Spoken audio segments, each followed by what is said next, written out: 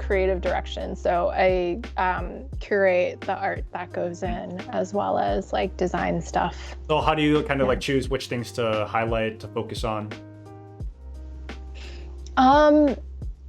Quite honestly, I mean, this sounds bad, but I'm kind of a lazy creative director. Oh. So it's just like artists who are like friends and acquaintances, and within like this sphere of like creative art tech stuff. The last issue we had this amazing artist, Romy Morrison, who their work was looking at the idea of fugitivity, blackness and computation, and black computation, like, you know, these freedom quilts that historically were ways that people like embedded these secret messages of like getting towards freedom during the Underground Railroad. So Romy, their work is like kind of building on top of that legacy and thinking about and like inserting computational elements. So they literally like made a quilt and turned it into a speaker. And the speaker like a speaker that you can like plug into stuff? Like a speaker, yeah, so like there was noise coming out of it, because the speaker is just like you know, a piece of, I mean, it's not just this, but it is, part of it is like the piece of fabric that like vibrates and transmits sound, right? So they like basically turned it into that, and was expanding upon like this like Black feminist theory and practice. But yeah, so like stuff like that. And then another friend of mine, Xiaowei, she makes these like elaborate garments using algae to turn it into bioplastics. And she's like working, she's Native Hawaiian, and kind of like tapping into a lot of like indigenous thought and like Hawaiian like ecological thinking. So yeah, we also featured her was work. that a writing or like a specific art piece? It was a specific, well, it was a series of art pieces. So like she has like one set of photography that's almost like a fashion shoot, but it's with these bioplastic garments. It's really striking and fascinating. Should notify Lady Gaga so she just doesn't have to wear meat. It's funny, I feel like Tiara is like really good at production, and so when I looked at the piece, I was like, you know what, this kind of looks like Lady Gaga. Like, yeah, I don't know, it's very striking. Yeah, but yeah, I guess those are one of, I do a lot of random things. Those are the more exciting things that I get to work on. Do you also like simultaneously, are you like working on like writing anything else, or is there anything that's any projects that you're kind of engrossing yourself in?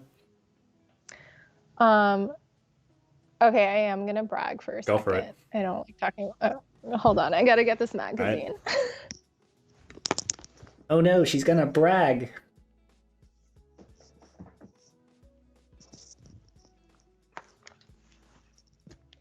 Okay, so I just finished a piece for this British magazine called Tank, and I think it might be the coolest magazine that I'll ever get to write for. Yeah, it just like, it has both like fashion spreads, but then you know, I wrote a piece for this, and like other people include like Byung-Chul Han, who's this theorist who lives in Berlin, and then Lauren Euler, who just came out with a book called Fake Accounts. It's like a novel that makes fun of like social media, and I wrote a piece for it, which is kind of like a personal piece about my mom and this mythology of the hardworking immigrant and the like settler colonial state in the U.S. You're like referring specifically to like the Chinese or to Asians? Because I know a lot about like the whole model minority bullshit. It's actually, I think more, it's tied into like the U.S. immigration policy more generally, when people are like, when, you know, the strangeness of it, which is like the people who have power over immigration. It's this government that's a settler government, right? And since the founding of the US, immigration policy has always been based on labor. So like, oh, we need Chinese people to work on the railroads, we'll let them in. Oh, okay, like we need like these Irish people to like work on stuff, we'll let them in.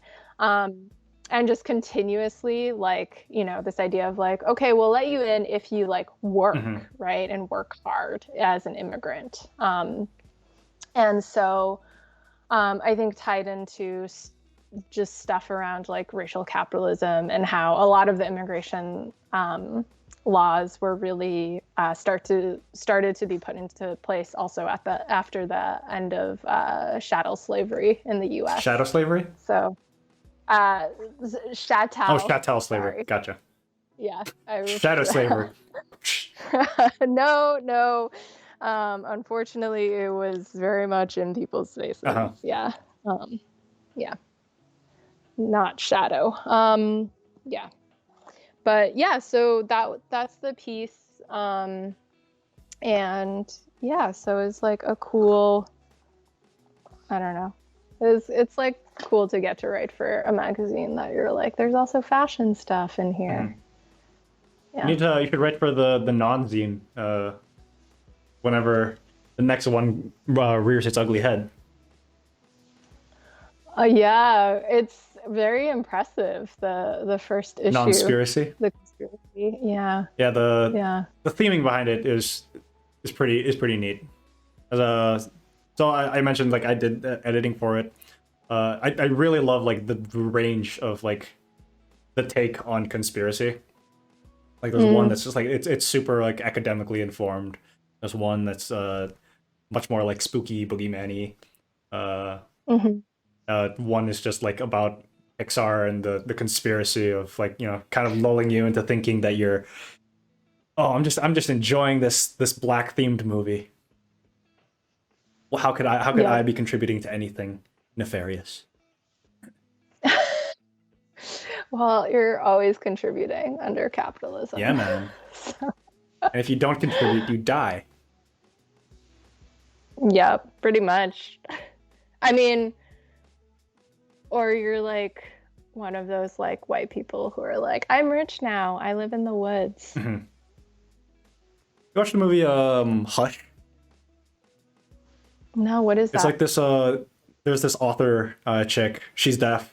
And she had like a successful book, and she's living in like the forest kind of by herself. She has a friend who visits every once in a while, but then like there's this murderer who like comes through, and he kind of catches on that she's deaf, and the entire movie is like you kind of like seeing this guy like in the background like doing a bunch of stuff, like trying to like sneak around the house and just kind of like mentally torturing her. It's a pretty good movie. A pretty good like horror suspense. I love these movies that like focus a lot around like sense. So there was one like there's this veteran, like they break into this veteran's house, and he's completely blind, but he's like military trained, and he knows his way everywhere around this house.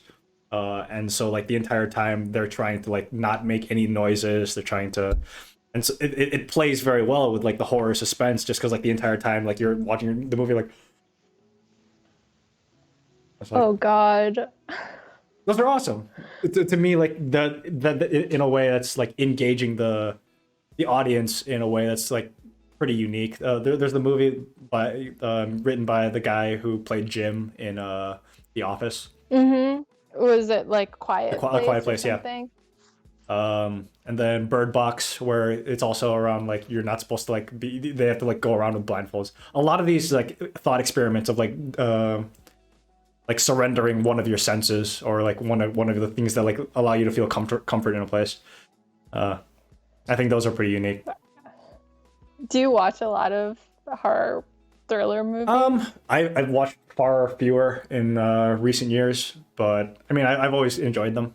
I wouldn't say I'm like a horror movie person, but you know, I definitely like my good like mind fucks.